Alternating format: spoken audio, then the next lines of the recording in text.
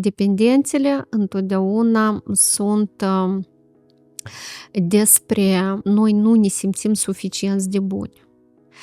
Este legat de un mecanism care tot rămâne la noi, din păcate, din copilărie, este legat de comparația. Fratele tău face mai bine, dar uite, sora ta, uite la ea, da, comparația asta. Și în acel copil se instalează, da, mereu această voce interioară și faptul că el nu se simte suficient de bun, da, mereu este așa ca un fon interior, așa ca un corset interior, așa o anxietate interioară o mai numesc, da? E că asta vorbește despre